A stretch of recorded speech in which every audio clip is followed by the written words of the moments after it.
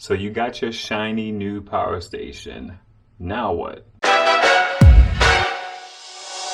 What up? I'm Ive. This is Ask God Solar, where I like to keep solar simple, and let's just get into it. First and foremost, what you should do is what I do with all of my portable power station. We could debate whether or not you're supposed to do it or not, but some manufacturers tell you should fully charge and fully discharge it, and then fully charge it again.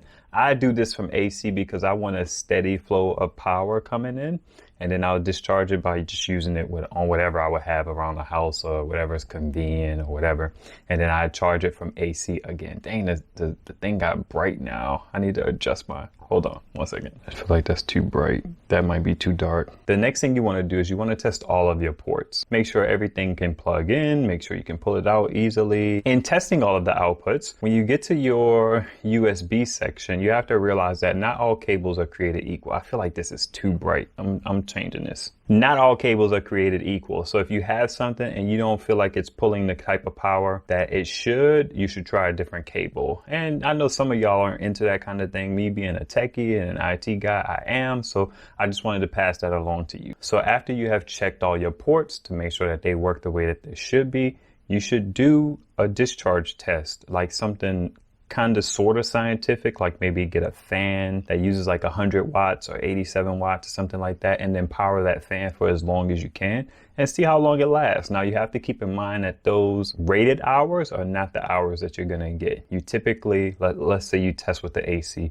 you're gonna lose like about 15% because the inverter has to use power to take 12 volts and bump it up to 120 or whatever it is. Now, you also have to keep in mind that the BMS, or the battery management system, will try to preserve, it will preserve the bottom 10% so you don't drain your battery all the way down to the bottom.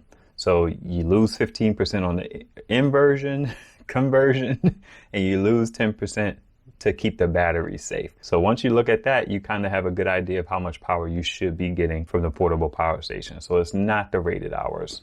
Not at all. Then obviously, I hope you have a solar panel. If you do, you want to test your solar input. You also want to look at and see, I mean, you can't do much about it, but most cables, the MC4 cables that you connect to your panel, they shouldn't be too tight. Some of them may be.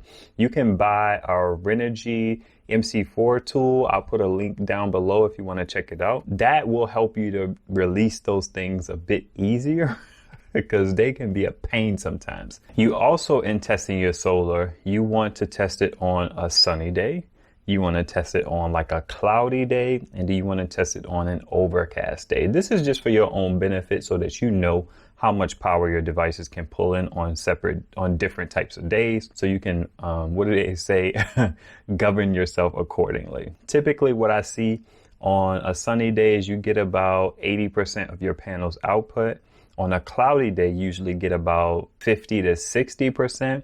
And then on an overcast day, you usually get about 10%. So if you have a 100 watt panel, you can math. I'm sure you're capable. So we're just going to leave it there. Then you want to also do your best to test the max load, or the max rate that the inverter is rated to.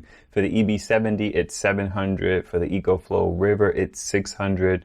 For the Jackery 300, I think it's 300. For the 500, it's 500. So you want to try and assemble an Avengers of load. Sorry. You want to try and assemble a nice load, maybe that fan you use, your TV. I don't know what else, a few lamps. I'm not sure how you get up to 500 watts in one space, but I'm sure you can figure it out. And then you want to see if you get up to that threshold, will it run it? And some people, they show it running for like a minute or 90 seconds. I don't understand the electrical whatever enough to know why they do that, but you know, that's what I typically see. They see how long it can run, and it runs for minutes. Whereas in my mind, it should run for an hour, but I imagine that's not how batteries work. When you pull at the higher capacity, they typically don't have, you won't get all of that capacity at the higher capacity. It's kind of like a car. If you drive at high speeds, you won't get as much fuel efficiency out of your gas. So I'm gonna leave it there because I'm no expert. The next thing you want to do is you want to keep your box. I mean, you may have problems with this thing and you may have to send it back. That box that they sent you is the perfect companion for mailing it back. I feel like I shouldn't have to elaborate on that one, so we're gonna keep it moving. The next thing that you want to do is go through your documentation, read your documentation, and then make a note of contact information that's in that documentation. Shoot, you may even want to just email them and see how fast they respond. That'll give you a good bit of insight of what will happen should you have any problems. And you want to do all of this stuff like within the first week or so. So you have space to kind of sit with your results, sit with your tests. You may even come up with a better test depending on the device that you purchased.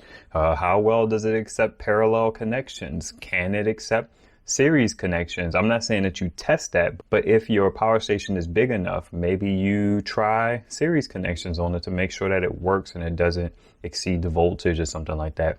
Sit with your device, test your device, use your device. Do not buy something and let it sit in the box for a month or two, and then you pull it out of the box and realize that something's wrong with it. And now you have to deal with the manufacturer's process. Whereas if you got it from Amazon, if you bought it local, I don't know if you can buy, yeah, I saw lead in a Sam's or a Costco or something with Go Zero, but that's another thing. So my question for you is, did you purchase a portable power station recently? Which one did you get? And give me a brief explanation of why. Like, why did you get it? Because it was cheap? Was it on sale? Was it the capacity that you needed? Did you just like it? Let me know. And if you have any tips for your fellow viewers of the channel of things they should do when they first get their portable power stations, be sure to leave them down in the comments. It is I've Holla.